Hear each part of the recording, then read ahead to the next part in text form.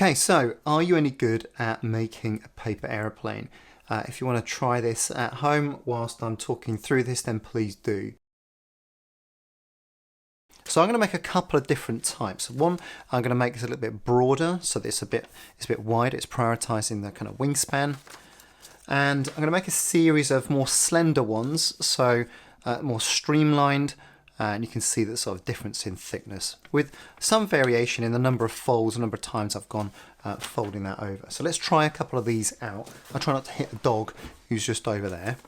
Okay, so this one, super narrow wingspan, but very deep base of the fuselage, if you like. Try that one out. Okay, that one nearly killed the dog, so that one dives straight down. Next one, similar sort of shape, but broader wingspan. No, that one just fluttered and just died and collapsed. A couple more here then, so two fairly similar ones with different number of folds, but the wings look different. You can see one's got a taper, one's quite straight. So I'll go for the tapered one first. Yeah, that seemed to fly. That seemed to be all right. That was pretty good. And then, but it had a little bit of a waft at the end. You know, artistic merit maybe. And then tapered one. Bit of a glide, again nearly hit the dog. And then this final one, this one is very narrow, but again many more folds, probably about 4 or 5 different folds to actually get the nose there. Okay, so let's just give this one a go. I can see that was an arrow, that nearly hit a hole in the back wall there. So what was quite clear was that this one was the worst. This one fluttered and didn't fly at all. It's got just fell and just caught the wind. Whereas this one really flew. It had that precision and that arrow. It just wanted to fly. So if you've been following along some of these determinants of performance videos, then you'll know that we've started to try and define what a winning performance, successful performance needs to look like. And with that clarity, with the paper aeroplane exercise is a good one because it's how far it will go. And so then we can start getting curious as to, well, let's just brainstorm. What are the different ideas of the things that can determine performance for a paper aeroplane? That could be the wing size, whether that's narrow or wider. It could be the fuselage depth. It could be something to do with how it's actually thrown, the release angle or the release speed or the steadiness of that. So some construction of how you've prepared the plane and how it's actually been thrown and delivered. And so this next question, I think, is one of the most powerful in performance thinking. Is we've got an understanding of what that success needs to look like.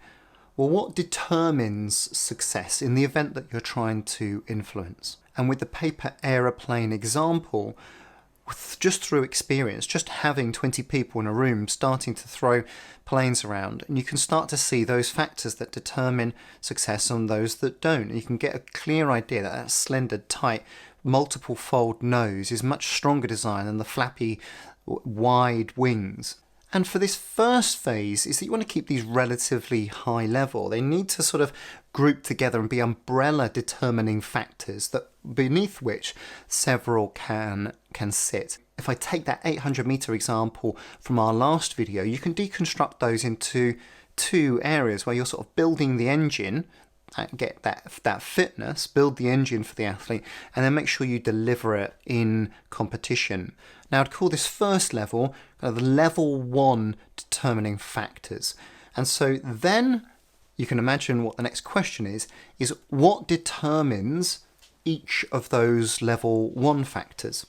So for example, in the potential for energy turnover, then you've got aerobic and anaerobic factors that you need to consider.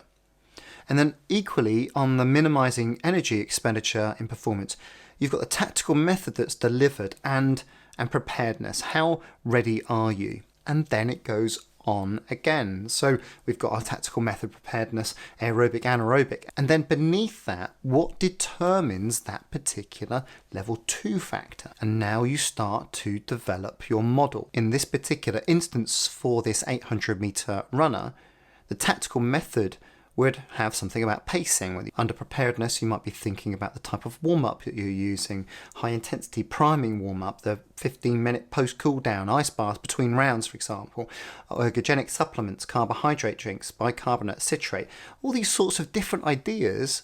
But ultimately, the principle is that those factors determine the one above.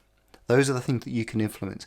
And those factors together will determine the ones above that. And then those factors will determine, and so it keeps going up. But ultimately, it doesn't go on the modelling or the brainstorming exercise unless you think it can improve performance. And so if you remember back to the Kevin Keegan video, the link's in the description if you want to follow that one up, it's actually trying to get clarity on this.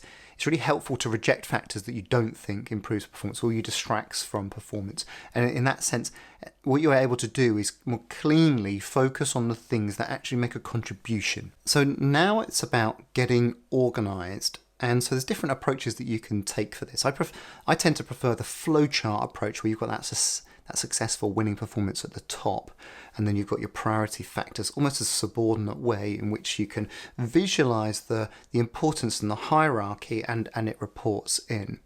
Another way of doing this is to take a radial approach. So you're sort of creating these concentric circles of importance from that core in the middle. A nice example of this is from Kevin Currell's Performance Nutrition book, where he expands upon the performance nutrition ideas that are really relevant, whether it's injury prevention or fueling, for example. I'll tell you who does this really well. There's a guy called Lorcan Mason. He calls himself the mind mapping coach, and he's got hundreds of these where he's deconstructed different concepts, and he uses a mind mapping piece of software to be able to sort of draw on research and show that its relevance and importance. Once you've got your thoughts organised and you've moved your post-it notes around and you've started to create some hierarchy and some relationships between the different factors, what I really encourage you to do is start to prioritise. Otherwise it just becomes a bit of a mess of all these different things that can relate to performance, is to prioritise. And so here in this 800 meter performance model that I've created previously, you can see that I can sort of rag rate these. The red ones that definitely need some work. The amber ones, they're okay. The green ones are strengths. You can start to prioritize these. So visually, you can start to get a clue as to which ones are the most important, the ones that actually do need some attention, and the ones that are going to be okay, but could be strengths that you could amplify into super strengths. At this stage, this could just be a simple descriptive model of the things that you think are important. And take that up another notch. If you have your team swarming around this idea of thinking, well, these are the sorts of things that were important, and we agree and we debate which ones are the most important for our performance, whether it's sporting or business or education or whatever you're working on. But the next level on from that, I'll cover in a different video, I'll give you some clues as to how you can approach this, is actually using some statistical methods. But for now, actually, you'll probably get an awful lot of gain of getting that definition of a successful winning performance. And then from that, actually starting to get some organisation of the potential ideas, but simply answering the question, what determines performance, is going to get you an awful lot of clarity about what you should be focusing on in your work.